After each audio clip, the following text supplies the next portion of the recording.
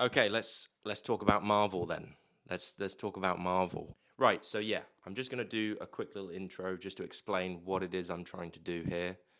Basically, I'm gonna review every single Marvel film from Iron Man to Thunderbolts. I've already reviewed the new Fantastic Four film, so I might do it again. Perhaps maybe my opinion might change. Maybe when it comes out on Blu-ray or on Disney Plus, I might watch it again and then give another review on it. But it's already there. You can see it. It's up there. But anyway, I'm gonna review every single Marvel film, and the reason for that is because I have this YouTube channel.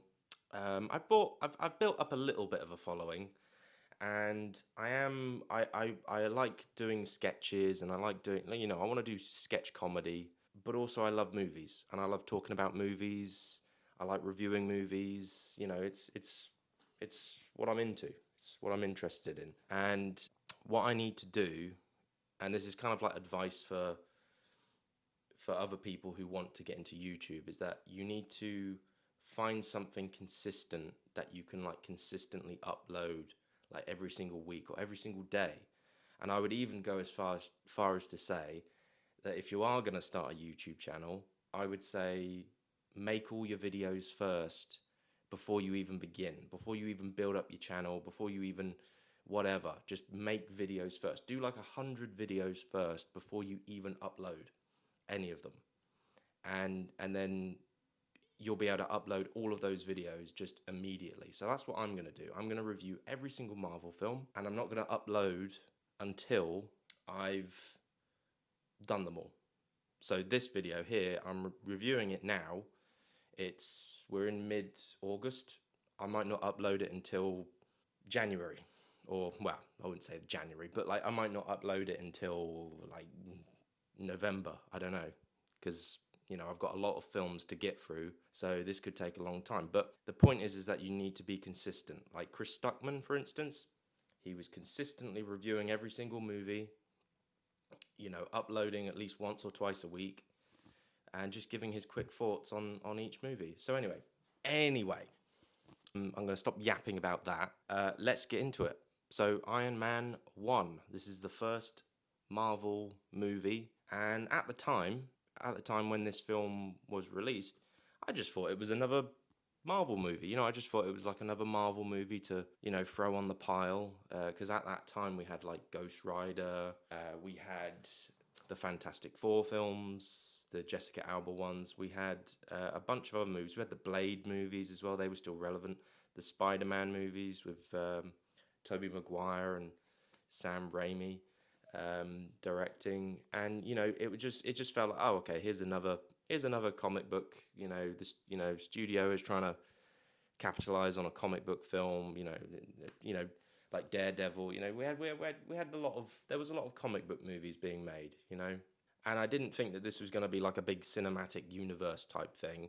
And the movie's good. The movies are good for like first movie to like start a cinematic universe with. It's a good first movie for a character that wasn't really popular. It didn't have a movie before. There wasn't an Iron Man movie made in the 80s or in the 90s, or it wasn't like they'd already done it and messed it up and then this is now a remake. This was like a brand new superhero that we'd never seen before.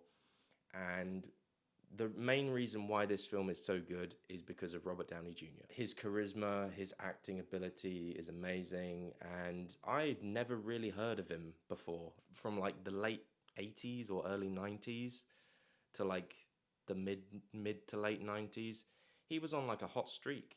He was doing well. He was in Chaplin. I recently saw Chaplin. It was on Amazon. He was great in it, and he was in loads and loads of movies. And then it all went tits up for him. He messed up his career, getting into all sorts of drugs and whatnot, and being a naughty boy, being a naughty bad boy. And so yeah, this was his big comeback movie, and the chemistry between him and Gwyneth Paltrow is great. They make a great sort of couple. The back and forth dialogue between them is fantastic. Jon Favreau, who directed Elf before this, or he may have done something else. I think he did Zathura before this, but Yeah, Jon Favreau, he was the director that started this all off. He did it. He created the Marvel Cinematic Universe, and it's cool that he's still a part of it. As an actor, he's still playing his Happy Hogan character, and he's been in loads of movies. He was in Spider-Man, all the Tom Holland Spider-Mans. He was in Deadpool, and yeah, I mean the film is good. I wouldn't say that it was brilliant, because at that time we had. Oh, I think it came out in the same year as the Dark Knight movie with the Batman movie with Heath Ledger and Christian Bale, and I think that was like its competition, and it wasn't as good as that film, but it was still pretty good. It was a little bit more of like a brighter, more light-hearted, less trying to be realistic, Although it does, I will just say it does try to be a little bit grounded, where you've got like the Al Qaeda, but they're not the Al Qaeda. But anyway, yeah, like there's a bit of they're making a bit of a statement or a bit of a point there about weapons of mass destruction and terrorism and whatnot, and military is it the military industrial complex? I don't know if that's a good way of saying it. But yeah, all of that, being a little bit political, but not too much, not too much. Still looking at it and going, this is a funny comic book movie. We're gonna have a laugh, ha ha ha. And that's what it is. All the stuff where like you see Iron Man building up the suit. You see Tony Stark building up the suit, and he's stuck in a cave with that guy. I can't remember his name, but anyway, all of that is great, and he sort of you go through the movie where his suit gets more advanced and whatnot. And Jeff Bridges is great. I didn't actually recognize him at first. I didn't realize actually, like, oh, that's the guy from Tron. Oh, okay. Or that's the Big Lebowski, because he usually has like long hair. So I didn't recognize him at first. I will just say, like, my one little criticism though is that I felt like the ending felt a little bit like a bit rushed, or I don't know, like it wasn't as spectacular as what it could have been. Like there's a big giant laser that shoots into the sky, which is good. We like a laser that shoots into the sky, but I don't know. Like I just didn't feel like the big ending was all that. The fight could have been better. We'll come back to that as well with Iron Man 2, but not just yet. So yeah, like it's a good movie. It's a great movie, and it started it all off. I don't really have a whole lot to say.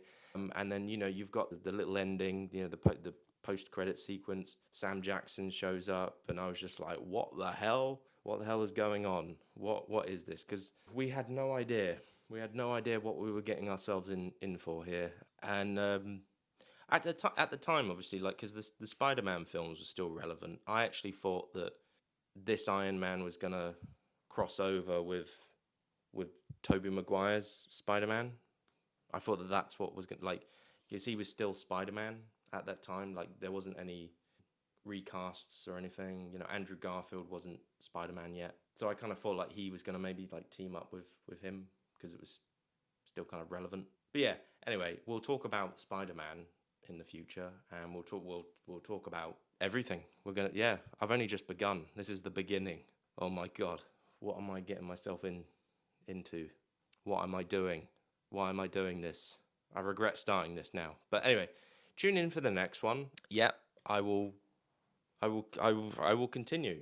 I'll do Incredible Hulk next, because that is the next one. So yeah, let's end this video and let's go and let's talk about Incredible Hulk in the next one. Right, go watch the next one. Okay, bye.